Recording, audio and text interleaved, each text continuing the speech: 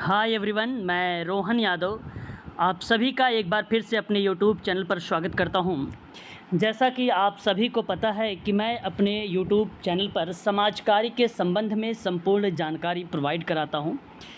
आज मैं आप सभी लोगों के लिए समाज कार्य प्रश्न पत्र द्वितीय पर मैं कुछ महत्वपूर्ण प्रश्नों पर चर्चा करने वाला हूं। ये प्रश्न इम्पॉर्टेंट है, आगामी परीक्षा दिसंबर 2024 में यहाँ से प्रश्न आप लोगों को देखने को मिल सकते हैं। इम्पॉर्टेंट सवाल, पहला क्वेश्चन आपके सामने कहता है कि समाज कार्य के लक्ष्यों की प्राप्ति में किसे शामिल नहीं किया जाता है। चार ऑप्शन, कल्याण और सामाजिक सहयोग शामिल है, सामाजिक विकारों का निराकरण भी शामिल है, समाज के संस्थागत ढांचे के साथ समायोजन भी शामिल है, परंतु समाज का राजनीतिकरण शामिल नहीं किया गया है। तो समाज कार्य के लक्ष्यों की प्राप्ति में किसे शामिल नहीं किया गया है, तो वह ऑप्शन नंबर आपका बी है, यानी दूसरा ऑप्शन सही माना जाएगा। NTA UGC नेट समाज कार्य के संबंध में ये इम्पॉर्टेंट क्लास है, आप सभी लोग इस वीडियो को अंत तक देखिए। क्वेश्चन नंबर सेकंड की बात करते हैं। सवाल दूसरा कहता है, निम्नलिखित में से कौन सी पद्धति वैयक्तिक तथा सामाजिक संबंधों में समायोजन लाती है। दूसरा सवाल और ऑप्शन चार है। पहला ऑप्शन कहता है कि सामाजिक व्यक्तिक कार्य यानी सेवा या सेवा केशवर या केशवर का नाम हम दे सकते हैं। दूसरा ऑप्शन सामाजिक समायोजन, तीसरा ऑप्शन सामाजिक समूह कार्य और चौथा ऑप्शन रक्षात्मक कार्यविधि। क्वेश्चन नंबर सेकंड का सही ऑप्शन क्या होना चाहिए, जो व्यक्तिक और सामाजिक संबंधों में समायोजन लाती है वह विकल्प आपका ए होगा, यानी ऑप्शन नंबर पहला सही माना जाएगा।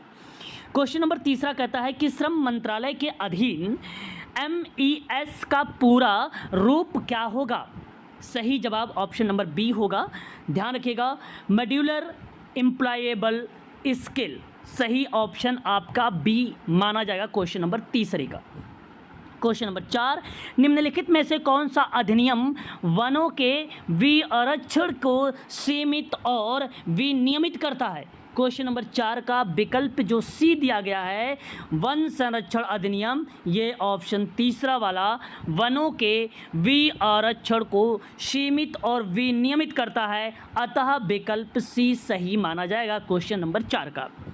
क्वेश्चन नंबर पाँच पर बात करेंगे, अलौकिक शक्तियों में विश्वास ही धर्म है, निम्न में से ये किसकी कथन है या किसकी परिभाषा है। क्वेश्चन नंबर पाँच, विकल्प आपका यहाँ पर क्या होना चाहिए, टेलर, अकबर, जॉनसन, फ्रेजर। मैं आपसे बताना चाहूँगा क्वेश्चन नंबर पाँच का जो विकल्प होगा वो जॉनसन का नाम आएगा, आपका बी ऑप्शन सही जाएगा। क्वेश्चन नंबर सिक्स की बात करते हैं, निम्न में से किस व्यवहारवादी विचारक का मानना है कि व्यवहार को समझने के लिए हमें मानव के व्यवहार तथा उसके वातावरण पर ध्यान देना चाहिए। क्वेश्चन नंबर सिक्स, सही जवाब इस प्रश्न का होगा BF Skinner. Question number seven, a theory of human motivation नामक एक पुस्तक है, इस पुस्तक के रचयिता या कृति किसके द्वारा लिखी गई है। क्वेश्चन नंबर सेवन, सही जवाब अब्राहम मैस्लो, यानी विकल्प आपका डी होगा। क्वेश्चन नंबर 8 कहता है कि निम्न में से किसके अनुसार सामान्य व्यवहार, कल की क्लास में हम लोगों ने देखा था सामान्य और असामान्य व्यवहार को लेकर, वहीं हम लोगों ने प्रसव के बारे में भी देखा है, कल की क्लासेस मैंने आप लोगों को पब्लिक भी किया था। तो सामान्य व्यवहार व्यक्ति के भीतर मनोवैज्ञानिक प्रक्रिया की स्थिति होती है जो कार्यों में व्यय तथा हानि से सहचरित होता है। क्वेश्चन नंबर 8 का सही विकल्प होगा डूरंड, विकल्प आपका ए सही माना जाएगा। क्वेश्चन नंबर 9, समाज कल्याण प्रशासन के संदर्भ में गैलैंड नामक विद्वान ने निम्नलिखित में से कौन सा सिद्धांत स्थापित किया है। क्वेश्चन नंबर 9 में आप सभी लोग कहिएगा कि कार्य का विशेषीकरण सिद्धांत भी उसी का है, पदाधिकारी के अधिकार स्तर को निश्चित करने का सिद्धांत भी शामिल है और प्रशासकीय सत्ता यानी पावर को आश्रित करने का सिद्धांत भी शामिल है, अतः विकल्प डी सही होगा। उपर्युक्त सभी ऑप्शन सही माने जाएंगे। क्वेश्चन नंबर बात करेंगे 10 को लेकर। देखिए, ये प्रश्न आप सभी लोगों के लिए इम्पॉर्टेंट है। मैं अपने YouTube चैनल पर समाज कार्य UGC नेट की दिसंबर 2024 के लिए ऑनलाइन क्लासेस स्टार्ट कर दिया है। इसकी फ़ीस मात्र 4000 रखी गई है और ये क्लासेस जब तक आपका एग्ज़ाम नहीं होगा तब तक आप लोगों को प्रोवाइड कराया जाएगा। ठीक है। और यदि आप समाज कार्य में क्लास लेना चाहते हैं तो डिस्क्रिप्शन में भी मेरा नंबर है, या तो आप मेरा नंबर नोट कर सकते हैं 8506031308 पर आप हमें व्हाट्सअप भी कर सकते हो और कॉल के माध्यम से भी समाज कार्य के बारे में संपूर्ण जानकारी प्राप्त कर सकते हो। तो चलिए देखते हैं क्वेश्चन नंबर 10 पर। क्वेश्चन नंबर 10 कहता है कि समाज कल्याण प्रशासन को उन क्रियाकलापों में सहायता प्रदान करने तथा आगे बढ़ाने में योगदान देने के रूप में परिभाषित किया जा सकता है जो किसी सामाजिक संस्था द्वारा प्रत्यक्ष सेवा करने के लिए अनिवार्य है। उपर्युक्त में जो ये बात कही गई है ये किस विद्वान के द्वारा कही गई है? सही विकल्प आपका होगा ऑप्शन नंबर ए, ऑर्थर डनहम। सामाजिक सामुदायिक संगठन में इन्होंने कुल टोटल 28 सिद्धांत दिए थे जिसमें से 7 सिद्धांत शीर्ष रहे हैं। बड़े ही इंपॉर्टेंट पर्सन है। जब मैं कम्युनिटी ऑर्गेनाइजेशन आपको पढ़ाऊंगा तो उसमें ऑर्थर डनहम के संबंध में जितने भी प्रश्न बनते हैं उन सभी प्रश्नों को मैं कवर करवाऊंगा। हालांकि आज शाम को 7 बजे आप सभी की क्लास है और मैं बात कर रहा हूं यूनिट नंबर 2 में मानव व्यवहार के अंतर्गत आज हम बढ़ेंगे शैशवावस्था पर बातचीत करेंगे। क्वेश्चन नंबर 11 कहता है किस विद्वान ने लोक प्रशासन के संदर्भ में समाज कल्याण प्रशासन को 4 सिद्धांत स्थापित किए हैं? बहुत ही इंपॉर्टेंट क्वेश्चंस और सही विकल्प आपका होगा साइमन, ऑप्शन नंबर ए। प्रशासनिक दृष्टिकोण में भारत कल्याण प्रशासन किस शासक से संबंधित है? क्वेश्चन नंबर 12 विकल्प आपका अगर हम बात करते हैं अशोक, हर्ष, अकबर यानी उपरयुक्त सभी यानी ये सभी विकल्प भारत समाज कल्याण प्रशासन के शासक हैं। हर्ष का नाम भी भारत समाज कल्याण प्रशासन में आएगा, अशोक का नाम तो आप सभी को पता ही है, अकबर का भी नाम आएगा। क्वेश्चन नंबर बात करेंगे 13 पर। 13 नंबर कहता है कि पार्श्वीकरण के कारण समाज का एक जनसंख्या समूह वर्ग है तो वो अपेक्षित हो जाता है क्या? मैं आप लोगों से कहूँगा कि जो उपेक्षित वाला शब्द यहाँ पे लिखा है उपेक्षित हो जाता, पार्श्वीकरण के कारण समाज का एक जनसंख्या समूह वर्ग उपेक्षित हो जाता है, यानी पहला ही विकल्प आपका सही होगा। क्वेश्चन नंबर 14 माता पिता और संतान किस समूह का भाग माने जाते हैं? क्वेश्चन नंबर 14 सही जवाब इसका प्राथमिक समूह बनेगा, आप याद रखेंगे। क्वेश्चन नंबर बात करेंगे 15 पर। बच्चे एवं समाज कार्य हस्तक्षेप के अंतर्गत राष्ट्रीय बाल नीति किस वर्ष प्रारंभ की गई थी? वेरी मोस्ट इंपॉर्टेंट, दिसंबर 2024 में ये प्रश्न देखने को मिल सकता है। क्वेश्चन नंबर 15 का वर्ष 1974 आपका विकल्प बनेगा जैसा कि ऑप्शन नंबर ए में दिया गया है। Question number 16 Martin Luther king junior एक प्रसिद्ध सामाजिक कार्यकर्ता थे। उन्होंने अमेरिका में किस दशक में नागरिक अधिकार के लिए आंदोलन किया था? क्वेश्चन नंबर 16 का सही विकल्प होगा सन 1950 का जो दशक था उसमें अमेरिका में नागरिक अधिकारों के लिए आंदोलन किया था, अतः विकल्प भी सही होगा क्वेश्चन नंबर 16 का। क्वेश्चन नंबर 17 बहुत ही इंपॉर्टेंट क्वेश्चन 17 कि किस समिति की रिपोर्ट में सबसे पहले सामुदायिक संगठन को समाज कार्य के तरीके के रूप में मान्यता दी गई थी? क्वेश्चन नंबर 17 याद रखेंगे। हालांकि इस सवाल का जवाब जो कम्युनिटी ऑर्गेनाइजेशन रिलेट कराता है वो लेन समिति रिपोर्ट होगी 1939। देखिए यहाँ पे पेपर में पूछा जाता है कि क्रम में लगाइए समिति का, और यहाँ आप देख सकते हैं इस प्रश्न के ऑप्शन में जो क्रम दिया गया है नोट कर लीजिए, क्रम पूछा जाता है आजकल के प्रश्नों में या पेपरों में, ठीक है। तो अकबर समिति रिपोर्ट आई है 1940 में। अच्छा, ये किससे संबंधित हैं सारी रिपोर्टें, ये मैं आप लोगों को पेड क्लासेस में डिटेल में इंफॉर्मेशन दूंगा, क्योंकि यहाँ से तो आपके 2 नंबर आना तय है, इसमें कोई दो राय नहीं। अगर आपका दिसंबर में ऑनलाइन पेपर हुआ तो ये तय है कि क्वेश्चन नंबर 17 यहाँ से आएगा सवाल, ठीक है। और इस पर मैं आप लोगों से डिस्कस करूंगा ऑनलाइन क्लासेस में। तो अकबर समिति जो है समिति रिपोर्ट 1940 याद रखिएगा, लेन समिति 1939 याद रखिएगा, संकरण समिति 1962 याद रखिएगा, केन समिति रिपोर्ट 1944 याद रखिएगा, ठीक है। ये एक यंग हस्बैंड करके रिपोर्ट आती है, हालांकि वो भी कम्युनिटी को ही रिलेट कराती है, वो भी आपको याद रखना, ठीक है। ऐसे 7-8 कमेटी है या रिपोर्ट है, वो मैं आपको बताऊँगा।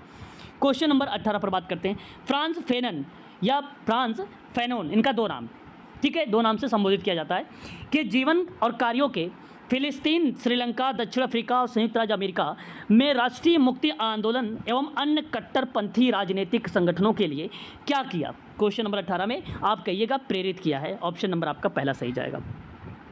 सामान्यतः किसी भी गैर सरकारी संगठन यानी एनजीओ जिसको बोलते हो आप लोग, नॉन गवर्नमेंट ऑर्गेनाइजेशन के लिए कौन सी मौलिक अंग है? क्वेश्चन नंबर 19 में आप बता दीजिएगा। साधारण सभा भी होता है, प्रबंधन कार्यकारी समिति भी होता है, पदाधिकारी भी होता है। एनजीओ के अंतर्गत ये मौलिक अंग होते हैं, ठीक है। और भी अंग है इसके, लगभग 8-10 अंग इसमें माने जाते हैं, और विकल्प आपका यहाँ पर उपयुक्त तो सभी माना जाएगा, यहाँ पर डी वाला ऑप्शन। क्वेश्चन नंबर 20 आपसे कहता है कि निम्नलिखित में से कौन से शोध समस्या के प्रकार है, यानी ये रिसर्च का सवाल आ जाएगा समाज कार्य रिसर्च में, ठीक है। तो इसका सही विकल्प आपका यहाँ पर बेसिकली अगर हम बात करते हैं तो अनुसंधान समस्या के स्पष्ट रूप का एक कथन होता है, ये भी एक प्रकार का टाइप होगा समस्या के परिप्रेक्ष्य में। पहले कार्यकर्ताओं के द्वारा किए गए अनुसंधान भी आपका रिप्रेजेंट होगा, विकल्पों की भूमिका भी होगी, अतः आप कहेंगे डी उपर्युक्त सभी सही जवाब होगा, डी ऑप्शन। क्वेश्चन नंबर 21 क्या कहता है? निम्नलिखित में से कौन प्रतिवेदन से संबंधित मूलभूत तथ्य है? ये भी रिसर्च का सवाल आ गया। 21 में भी अगर हम कहते हैं प्रतिवेदन प्रस्तुत करने के उद्देश्य की जानकारी, ये देखिए प्रतिवेदन के संबंध में ये तथ्य इन्वॉल्व है, सही जवाब है। प्रतिवेदन बनाने में ग्राफ भी आपका सही जवाब होगा, अध्ययन की विधि भी आपका सही जवाब होगा, अतः मैं आप लोगों से कहूँगा कि डी विकल्प अगेन लगाइए, उपर्युक्त सभी सही माना जाएगा। क्वेश्चन नंबर 22 भी रिसर्च का सवाल, सांख्यिकी की सीमाओं को लेकर किस विद्वान ने परिभाषा दी है? क्वेश्चन नंबर 22 यानी 22, इसका सही विकल्प होगा क्रस्टन एवं काउडेन, विकल्प आपका पहला सही माना जाएगा। क्वेश्चन नंबर 23 अगेन आपका रिसर्च का सवाल, निम्नलिखित में से कौन सी आंकड़ों की उपयोगिता है? क्वेश्चन नंबर 23, विकल्प आपका यहाँ पर क्या होगा? यथार्थ, शुद्ध और संक्षिप्त जानकारी, यानी आंकड़ों की उपयोगिता में सही विकल्प माना जाएगा। और प्रशासन एवं नियोजन हेतु आंकड़ों का उपलब्ध होना और सूचनाओं का संकलन, यानी अगेन आपका उपयुक्त सभी हो जाएगा, यहाँ पर विकल्प डी सही माना जाएगा। क्वेश्चन नंबर 24, शिक्षा, स्वास्थ्य, पेयजल, यातायात एवं संचार में विकास हेतु किया जाने वाला कार्य सामाजिक नियोजन के किस प्रारूप का अंग माना जाता है? क्वेश्चन नंबर 24 में सही विकल्प जो होगा यहाँ पर डी सामाजिक अभिमूल्य होगा। क्वेश्चन नंबर 25, निम्नलिखित में से किस योजना के अंतर्गत पोषाहार और पोषाहार से संबंधित योजनाओं के समन्वय पर बल दिया गया है? वो पंचवर्षीय योजना का नाम आपको बताना है। यहाँ पर मैं बताऊँ तो 9वीं पंचवर्षीय योजना के तहत पोषाहार के बारे में जिक्र किया गया है। ये मैं आपको पहले भी पंचवर्षीय योजना का जब पढ़ाया था ट्रिक के माध्यम से, उसमें भी जिक्र किया है। आगामी दिसंबर 2024 के लिए भी मैं आप लोगों को डिटेल में बताऊंगा। हालांकि अभी मैं यूनिट नंबर 2 पर बात कर रहा हूं। आज शाम 7 से 8 वाली क्लास में हम लोग बात कर रहे हैं मानव व्यवहार के बारे में। क्वेश्चन नंबर बात करते हैं 26 के बारे में। नीति आयोग की कार्यविधि प्रणाली का स्वरूप, देखिए जो क्लासेस हो चुकी हैं उन बच्चों को रिकॉर्डेड वीडियो और उसकी पीडीएफ उनको टेलीग्राम पर मिल जाएगी, ठीक है। क्वेश्चन नंबर 26, नीति आयोग की कार्यविधि प्रणाली का स्वरूप क्या हो सकता है? तो यहाँ पे सहकारी संघवाद होगा, विकल्प आपका डी सही माना जाएगा, याद रखिएगा विकल्प डी करेक्ट है। क्वेश्चन नंबर 27, विधवा पुनर्विवाह के प्रयास के लिए 1861 ईस्वी में किसने विधवा विवाह समिति की स्थापना की थी? क्वेश्चन नंबर 27 में विकल्प आपका बी जाएगा, गोविंद रनाडे का नाम जाएगा, ऑप्शन नंबर बी सही जवाब होगा, ठीक है। 27 में बहुत बच्चे सोच रहे होंगे ईश्वर चंद्र विद्यासागर के बारे में, लेकिन मैं आपको बता दूं विधवा पुनर्विवाह के प्रयास की बात हुआ है। 1861 में विधवा विवाह समिति की स्थापना है, समिति कमेटी, तो वो गोविंद रनाडे का नाम याद रखिएगा, वरना गलत हो जाएगा अगर आपने एक की तरफ झुकाव किया तो। क्वेश्चन नंबर 28, निम्नलिखित में से कौन सा कथन सत्य है? आपको ढूंढना है सत्य को। 28 में सत्य को ढूंढेंगे तो हमारे देखने को मिलेगा कि ब्रिटेन का संविधान एकात्मक तो है, यहाँ कहा नहीं तो गलत हो जाएगा। भारत का संविधान संघात्मक और एकात्मक मिश्रित होता है। देखिए ये बेसिकली गलत स्टेटमेंट आ गया कि सॉरी ये आपका सत्य स्टेटमेंट आ गया। यहाँ पे सत्य ढूंढना है कि भारत का जो संविधान है वो संघात्मक भी है और एकात्मक भी है, दोनों का मिश्रण है, यही सही जवाब है। देखिए पूछा था, कहा था आपसे कि सत्य ढूंढना था, ठीक है, सत्य ढूंढना था, विकल्प आपका बी सही होगा। क्वेश्चन नंबर 29, निम्नलिखित में से किस देश के संविधान की प्रस्तावना न्यायिक पुनरावलोकन मौलिक अधिकार को से लिया गया? ये देखो मैंने ट्रिक से पढ़ाया है, जो पुराने बच्चे होंगे उनको पता होगा, लेकिन अभी नया बैच मैंने स्टार्ट कर दिया है तो है ना, तो आप लोगों को ये चीज़ें मैं बताऊंगा आने वाले टाइम में। हालांकि आप सभी लोग देख रही है समाज कार्य के सवाल है, ये सभी के सभी यूनिट नंबर 7 से क्वेश्चन बनाया गया है 29 में। तो 29 का विकल्प आपका ए जाएगा, यूएसए, ठीक है, क्योंकि सबसे पावरफुल है, मैंने पहले भी आप लोगों को पढ़ाया है ना, पावरफुल है। क्वेश्चन नंबर 30, पावरफुल है क्या? अमेरिका, ट्रिक बताया है वहाँ पे, ठीक है, प्रस्तावना, ठीक है, ये बात ध्यान रखिएगा प्रस्तावना। चलिए आप लोग कमेंट बताइएगा प्रस्तावना की भाषा कहाँ से ली गई है, ठीक है, कमेंट जरूर करिएगा प्रस्तावना की भाषा। राष्ट्रीय मानवाधिकार दिवस प्रतिवर्ष मनाया जाता है, बताइए क्वेश्चन नंबर 30 का जो है प्रतिवर्ष कब मनाया जाता है राष्ट्रीय मानवाधिकार दिवस? 12 अक्टूबर को। 12 October is the right answer, option number C correct होगा।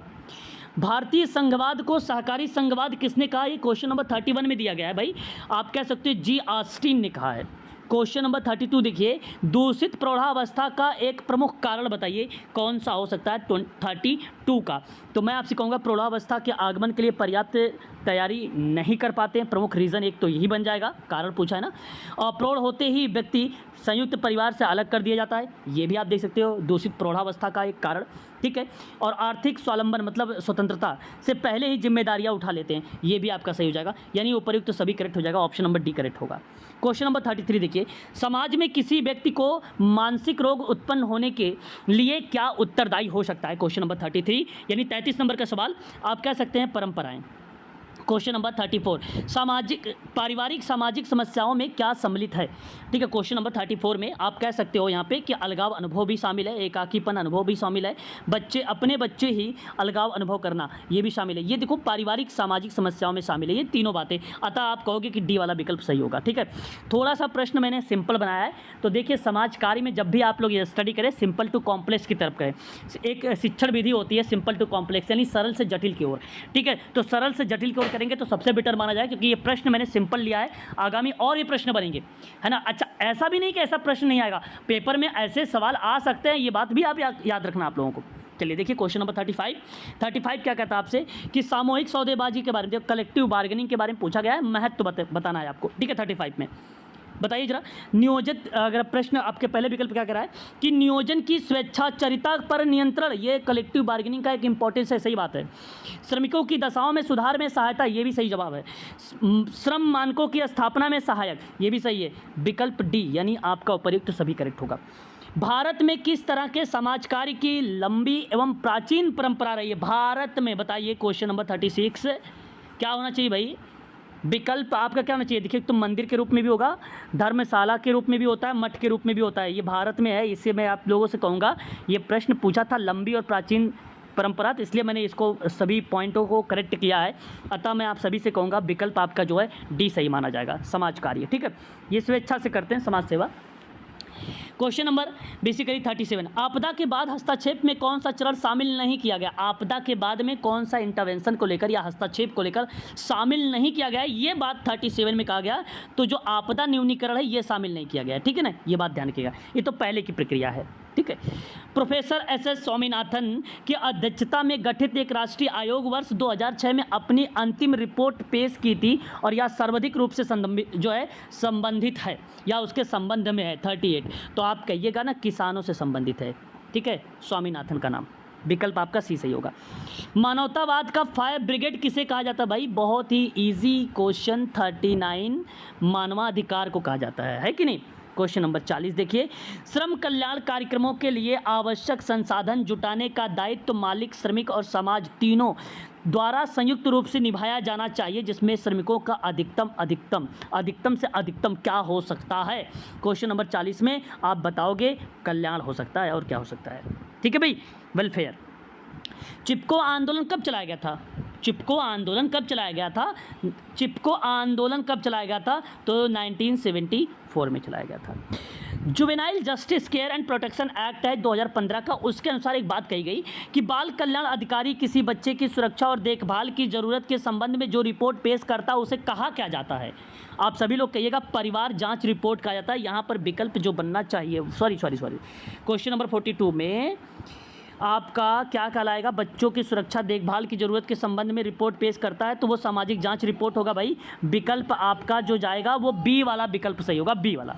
ठीक है, क्वेश्चन नंबर 43, सामग्री एकत्र करने के लिए व्यक्तिगत अध्ययन पद्धति का प्रयोग तब किया जाता है जब निर्देशन का आकार होता है, यानी सैंपलिंग का, रिसर्च का सवाल है भाई, ये रिसर्च का वो अत्यंत बड़ा होता है, अतः मैं आपसे कहूँगा विकल्प पहला सही जाएगा। क्वेश्चन नंबर 44, बाल विकास के संदर्भ में जर्मनी के किस विद्वान ने व्यक्तिगत अध्ययन किया था भाई? 44 का विकल्प आएगा टाइडमैन का नाम, विकल्प पहला सही होगा। क्वेश्चन नंबर 45 में बताइए किस मॉडल के आधार पर परिवार की संरचना, संगठन और लेन देन पैटर्न के आधार पर एक सामान्य सिद्धांत तय किया गया है। ठीक है, परिवार के आधार पर मॉडल दिया गया है क्वेश्चन नंबर 45 में।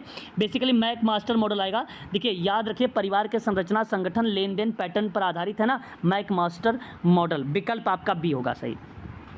अगेन रिसर्च का सवाल है कि शोध मिश्रण विधि में संगठन में कौन सा तत्व शामिल है। 46 में आप जवाब दे सकते हैं मुझे कि मात्रात्मक शोध और गुणात्मक शोध दोनों एलिमेंट है। यही बेसिकली बहुत इंपॉर्टेंट शब्द बनता है। ऑप्शन आपका तीसरा सही जाएगा, ए और बी दोनों सही है।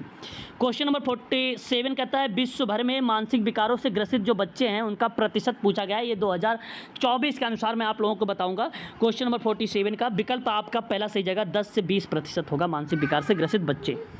क्वेश्चन नंबर 48 में क्या है, निम्नलिखित में से कौन सा सामाजिक व्यक्ति कार्य की परिकल्पना नहीं, यानी हाइपोथेसिस नहीं है भाई 48 में। और आप बता सकते हो कि प्रत्येक व्यक्ति एवं कलाकार होता है, ये कहना उचित नहीं होगा। विकल्प आपका जो जाएगा परिकल्पना नहीं है, ये ऑप्शन नंबर डी। ठीक है, हाइपोथेसिस इसकी नहीं है। देखिए आप अगर समाज कार्य की ऑनलाइन क्लास लेना चाहते हैं या समाज कार्य के बारे में आप स्टडी करना चाहते हैं तो आप हमसे संपर्क कर सकते हैं 8506031308 पर। यदि आपको यह स्टडी करना है और NTA UGC नेट का एग्ज़ाम क्रैक करना है तो उसके लिए अभी से पढ़ाई करना स्टार्ट कर दीजिए। दिसंबर में एग्ज़ाम है, बहुत बच्चे सोचते हैं कभी बहुत समय है, 2 महीने में तैयारी हो जाएगी, ये कहना उचित नहीं है। आप NTA UGC नेट का पेपर देने जा रहे हैं, नेशनल लेवल का पेपर होता है, पेपर बॉर्डर लाइन माइल्ड और मॉडरेट लेवल का पेपर आता है। ठीक है, इस बार पेपर केवल इजी आ गया था जो 22 अगस्त का पेपर हुआ था। आप ऐसा मत सोचिए कि दिसंबर का पेपर इजी आने वाला है। दिसंबर के पेपर की अगर आपको तैयारी करनी तो अभी से, अगर आप सेल्फ स्टडी कर रहे हो तो पढ़ना शुरू कर दो। यदि आप ऑनलाइन क्लास परचेज करना चाहते हो तो उसकी भी पढ़ाई करना स्टार्ट कर दो। पर डे क्लास को ज्वाइन करो, पर डे समाज कार्य के बारे में पढ़ो, उसके बारे में डेली उसकी स्टडी करो। ठीक है, तो ये आप सबके लिए इंपॉर्टेंट बातें रहेंगी। बाकी डिस्क्रिप्शन में मेरा डिटेल पूरा दिया गया है, आप वहाँ से जाके ले सकते हैं। क्वेश्चन नंबर 49 देखिए, महिलाएं एवं समाज कार्य हस्तक्षेप के अंतर्गत कौन सी विशिष्ट समस्याएं हैं, 49 में सवाल कर रहा है। और सही जवाब बेसिकली यहाँ पर अगर हम बात करें बाल विवाह भी देखिए ये एक विशिष्ट समस्या है। शिक्षा में अगर असमानता है तो भी एक विशिष्ट समस्या है। रोजगार में असमानता, ये आप लोगों से बेटर कौन जान सकता है, ये भी आपका विकल्प बनेगा। यानी आप लोगों के लिए यहाँ पर विकल्प डी सही होगा, उपरयुक्त सभी सही माना जाएगा। क्वेश्चन नंबर 50 में किसी संस्था के विगत का मतलब होता है अतीत यानी पास्ट की बात हो रही है, अनुभवों का अध्ययन एवं आलोचना करने किस क्रियाविधि द्वारा होता है। क्वेश्चन नंबर 50 में विकल्प आप बनाओगे निगरानी, अनुश्रवण, जिसको आप लोग मूल्यांकन का भी कभी कभी पार्ट को रिलेट करा सकते हो। तो यहाँ सही जवाब जो जाना चाहिए, सही स्टेटमेंट, सही शब्द आपका डी माना जाएगा। क्वेश्चन नंबर 51 श्रम विभाजन एवं धर्म के अपने अध्ययनों के प्रकारात्मक परिप्रेक्ष्य का वैज्ञानिक ढंग किसे प्रयोग किया जाता, मतलब किसने प्रयोग किया था। क्वेश्चन नंबर 51 में तो आप कह सकते हो हर्बर्ट स्पेंसर का नाम आएगा। दुर्खिम नाम सोच सकते हैं बच्चे श्रम विभाजन के संदर्भ में, लेकिन यहाँ पे श्रम विभाजन और धर्म के अपने अध्ययनों में प्रकारात्मक परिप्रेक्ष्य में, अपने अध्ययन परिप्रेक्ष्य में वैज्ञानिक ढंग का इस्तेमाल अगर किसी ने किया है तो वो हर्बर्ट स्पेंसर ने किया, ना कि दुर्खिम ने किया है। विकल्प आपका यहाँ पे सी वाला ऑप्शन सही जाएगा। ठीक है, तो आज के लिए बस इतना ही रखिए आप सभी लोग। इसके आगे मैं आप लोगों के लिए अलग से एक वीडियोज़ और बना दूंगा, इसमें लगभग 150 प्रश्न हैं। ठीक है, इस PDF में आप लोगों को मैं प्रोवाइड करा दूंगा और टेलीग्राम पर मिलेगा ये वीडियो, इसके PDF भी, और इसका वीडियो का लिंक मैं पब्लिक कर रहा हूँ आप सभी लोगों के लिए। और यदि आप इंटरेस्टेड हैं समाज कार्य की ऑनलाइन क्लासेस के लिए तो मैंने आपको पहले ही बता रखा है, यह स्टडी करना स्टार्ट कर दिए, चाहे वो ऑफलाइन आप कर रहे हो, चाहे आप ऑनलाइन कर रहे हो, चाहे आप सेल्फ स्टडी कर रहे हो, जैसा भी आप कर रहे हो आपको स्टडी कर देनी चाहिए, क्योंकि दिसंबर 2024 का पेपर आप लोगों के लिए ईजी नहीं होगा। मैं बार बार रिपीट कर रहा हूँ आप सभी लोगों के लिए, पेपर आपके टफ बनेंगे। ठीक है, और अधिक जानकारी के लिए डिस्क्रिप्शन में है, कोई भी जानकारी अगर आपको चाहिए तो आप हमसे बातचीत कर सकते हैं। आज के लिए बस इतना ही।